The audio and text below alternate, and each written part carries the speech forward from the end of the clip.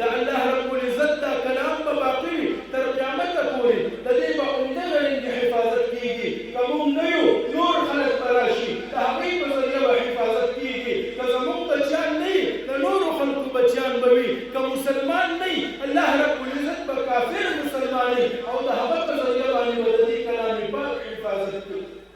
مامون الرشید یو مسلمان بادشاه تیر شوی دی. د په خپل دربار کې مختلف مجالسو انعقاد کولو، یو ځای د مختلفو مذهبونو والا علماو پادریان او مشران راجمع کړي دي. هغوی ته وایي راځئ تاسو په یو فقهي مسله باندې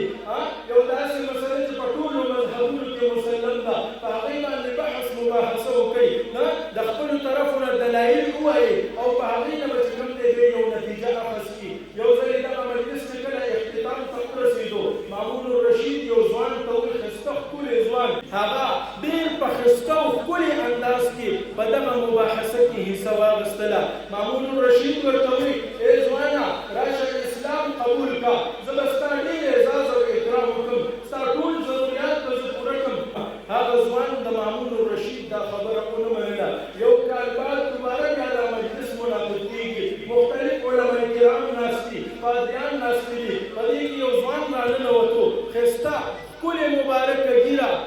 پګړۍ په سر باندې دی او شنې باندې مکمل برابر او درست او راغلی د مسلمانانو په صف کې کېناستو. چې کله بحث مباحثه شروع شوه د مسلمانانو د طرف نه دلایل وایي او ډېر په هغه ټولو باندې غالب دی. چې کله دا بحث ختم شو مامون الرشید هغه ځوان ته اواز کوي ته هغه ځوان نه یې تېر کال چې ما تا ته دعوت درکړی و چې راشه اسلام قبول کا، ما تا له د انعام او اکرام لالچ هم درکو، تا بیا هم انکار وکړو او ته نن مسلمانانو په جامه کې ته ښکارېږي داسې چې اسلام دې قبول کړی دی، وایه دا څه کیسه ده؟ هغه ځوان ورته وایي څنګه چې تا ته معلومه ده زه خوشنویسي کوم، ډېر یو ښایسته کاتب یم او زه د ډېر وخت راسې د حق دین په تلاش کې وم، ګرځېدم چې کوم ځای کې به ما ته هغه د حق دین لار میلاو شي او هغه دین زه خپل کړمه. او د دغې په تلاش کې یو ځلې ما په مضمو کې سوچ رالی، زه لاړم د تورات یو 3 نسخې مې ولیکلې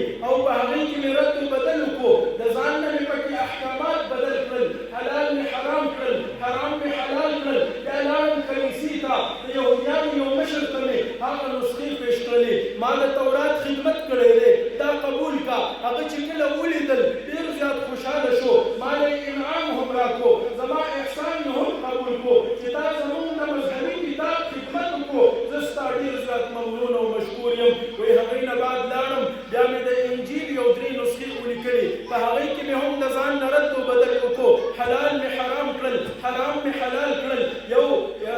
دغه ته لاړم ګرجي ته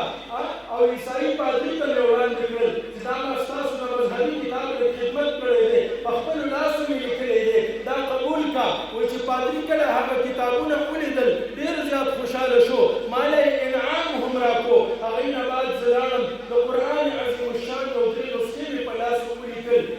او په هغوی کې مې معمولي رد و بدل وکړو، د زور په ځای مې زیر ولیکو، د زیر په ځای مې پیش ولیکو، حرکت په ځای مې سکون ولیکو. او بیا لاړم د قرآن نوې مدرسې ته، قاري صاحب ته مې پیش کړل، قاري صاحب دا د قرآن نسخې دي ما په خپلو لاسو باندې لیکلي دي، دا قبول یې کا او په دې کې دې ماشومانو ته د قرآن سبق ښایه. قاري صاحب هغه نسخې واخیستې، ګوټ ته یو ماشوم په کلاس کې ناست دی، هغه ته وایي راشه بچې دا د قرآن نسخې دي لاندې کې وګوره، په دې باندې یو نظر واچوه. هغه ماشوم چې کله قرآن کریم کلاو کړو مصحف ته ګوري ناګهانه چغه کوي قاري صاحب په دې کې خو غلطي ده، دلته یې د زور په ځای زیر لیکلی دی، دلته یې د زیر په ځای پیش لیکلی دی. وایي چې کله ما دا ماجره وکتله زه پوه شوم چې واقعي دا قرآن برحق دی، دا دین برحق دی. نن 1400 کاله تیر شو، باوجود د دې نه د چا دا ضرورت نشته دی چې په دې قرآن کې د زبر زیر غوندې تبدیلي وکړي. د هغې نه بعد چې کوم دی ما اسلام قبول کړو،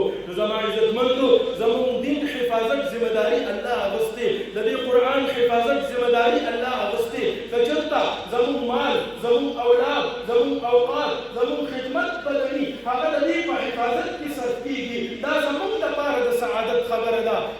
که چېرته ما له الله دا توفیق راکړی دی چې زه د قرآن خدمت کوم، دا زما دپاره د سعادت خبره ده او دا سعادت وګڼم، په دې باندې شکر ادا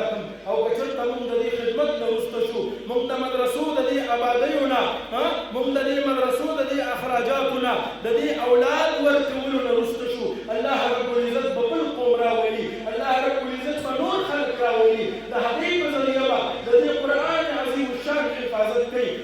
او د دې ترویج به کوي الله رب العزت به دا کار هغې نه والي لهذا موږ دا خپل سعادت وګڼو ځان لپاره غنیمت وګڼو چې الله رب العزت موږ ته دا یو موقع راکړله یو وخت به داسې و چې چا به په دې د دې علاقې د دې خاورې به چې علم حاصلولو هغه به هندوستان ته تللو هغه به ورپسې مسافري کولې هغه به مشقت او سخته تېروله نن الحمدلله زما په دې علاقه کې قدم په قدم ما ته مدرسې آبادې دي دلته نه ما ته د قرآن او حدیثو رڼاګانې ملاوېږي دغه تعلیمات راته ملاوېږي زه دا غنیمت وګڼم او د دې خدمت ځان لپاره یو لوی نعمت وګڼم او په دې کې خپل اوقات خپل مالونه خپل اولاد هغه صرف کړم الله رب العزت دې سمو وویل سمو واورېدل په دې باندې مال او تاسو ټولو له عمل کولو توفیق راکړي واخر دعوانا الحمد لله رب العالمین